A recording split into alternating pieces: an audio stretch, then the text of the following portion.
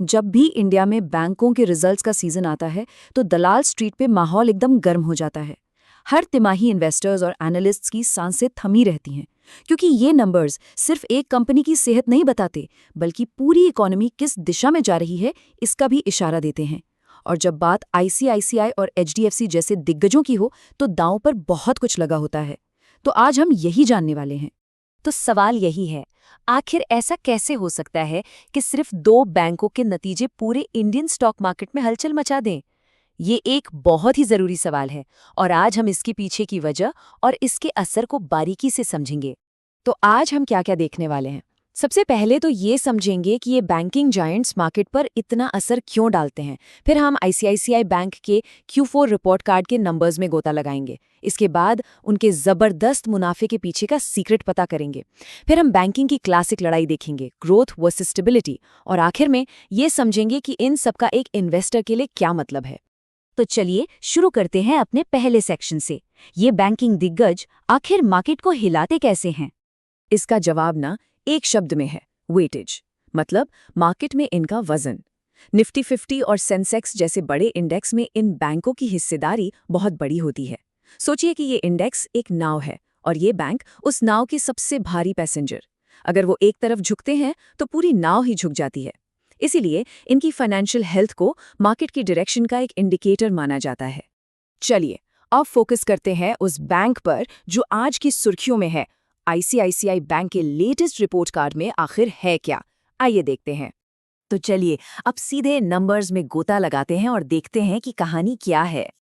और ये रही सबसे बड़ी हेडलाइन, बैंक का नेट प्रॉफिट फाइनेंशियल ईयर 2024 की चौथी तिमाही में पूरे 13,702 करोड़ रुपए।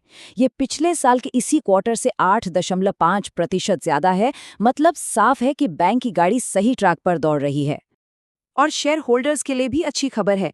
बैंक के बोर्ड ने हर एक इक्विटी शेयर पर 12 रुपए का डिविडेंड देने की सिफारिश की है।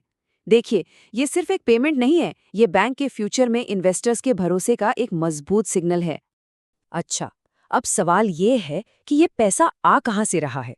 तो देखिए, नेट इंटरेस्ट इनकम यानी कि लोन पर कमाए गए ब्याज और डिपॉजिट पर दिए गए ब्याज का जो फर्क है वो 8.4% बढ़ा है। और जो फीस इनकम है, जैसे अकाउंट फीस और कार्ड फीस, उसमें भी 7.5% की सॉलिड ग्रोथ है। इसका मतलब ये है कि बैंक का जो मेन धंधा है, उसका इंजन वो एकदम मजबूती से चल रहा है। तो ये शानदार प्रॉफिट आखिर आया कहाँ से? आप शायद सोच रहे होंगे कि सारी कमाई बढ़ गई इसलिए, लेकिन असली कहानी, असली हीरो कहीं और ही छिपा है। इस मुनाफे के पीछे का असली हीरो है प्रोविजंस में जबरदस्त कमी। अब ये प्रोविजंस क्या है? इसे बैंक का रेनी डे फंड समझिए। ये वो पैसा है जो बैंक भविष्य में बुरे लोन्स के लिए अलग रखता है। आईसीआईसीआई बैंक ने इस क्वार्टर में बहुत कम पैसा अलग रखा, जो दिखाता है कि वो अपनी लोन बुक की क्वालिटी को लेकर कितने कॉन्फिडेंट हैं। और ये स्लाइड तो पूरी कहानी साफ कर देती है। जरा देखिए, पिछले साल इसी टाइम बैंक ने 891 करोड़ रुपए अलग रखे थे और इस साल सिर्फ 96 करोड़। ये कोई छोटी मोटी गिरावट नहीं, पूरे 89% की गिरावट है। तो बॉटम लाइन यही है, मुनाफे में जो इतना बड़ा उछाल दिखा है उसका सबसे बड़ा कारण यही है।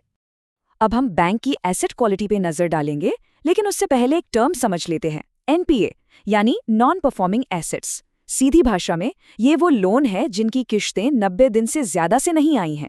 और किसी भी बैंक के लिए एनपीए जितना कम उतना ही अच्छा।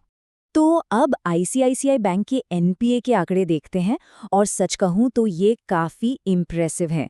ग्रॉस एनपीए रेशियो पिछले साल के 1.67% से घटकर 1.40% पर आ गया है और नेट एनपीए तो और भी बेहतर होकर सिर्फ 0.33% रह गया है। ये नंबर्स कई सालों में सबसे कम हैं, जो साफ साफ दिखाता है कि बैंक की लोन बुक कितनी मजबूत हो गई है। अब जब हमने आईसीआईसीआई बैंक का रिपोर्ट कार्ड देख लिया, तो चलिए अब इसे इसके सबसे बड़े कंपेटिटर एचडीएफसी बैंक के सामने खड़ा करते हैं। ये बाजार की वो क्लासिक बहस है, ग्रोथ या स्टेबिलिटी। तो बाजार के सामने ना अब दो बिल्कुल अलग अलग कहानियां हैं। एक तरफ है एचडीएफसी बैंक, साइज में एक टाइटन, जिसका प्रॉफिट तो करीब 19,200 करोड़ है, पर ग्रोथ थोड़ी धीमी है, करीब 9%।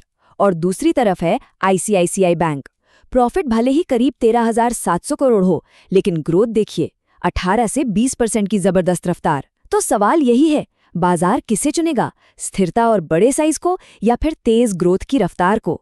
तो इन सब का एक आम निवेशक और पूरे बाजार पर क्या असर पड़ता है? चलिए इन सिग्नल्स को डिकोड करने की कोशिश करते हैं और देखते हैं कि हमारे लिए इसका क्या मतलब है। तो यहाँ कुछ ज़रूरी बातें हैं जो हमें समझनी चाहिए। पहली बात, और ये अच्छी खबर है, कि इंडिया का बैंकिंग सेक्टर फंडामेंटली मजबूत है। दूसरी बात, ये याद रखना ज़रूरी है कि सारे बैंक्स एक जैसी रफ्तार से नहीं दौड़ रहे, इसलिए पूरे सेक्टर में एक साथ तेज़ी आएगी ऐसा सोचना ठीक नहीं होगा। एक्शन जो है वो स्टॉक स्पेसिफिक होगा। एक बैंक कंसिस्टेंसी को दिखाता है तो दूसरा ज़बरदस्त ग्रोथ को। और यहीं हम आते हैं अपने आखिरी और सबसे बड़े सवाल पर। अब जब दोनों दिग्गजों के पत्ते खुल चुके हैं तो बाजार किस कहानी पर दाव लगाएगा? क्या वो आईसीआईसी बैंक की जबरदस्त ग्रोथ की रफ्तार के पीछे जाएगा या फिर एचडीएफसी बैंक की जानी पहचानी स्थिरता और उसके बड़े आकार को चुनेगा? इसका जवाब जो भी हो वही अगले कुछ हफ्तों के लिए बाजार की दिशा तय करेगा। तो इस दिलचस्प मुकाबले पर नजर बनाए रखिए।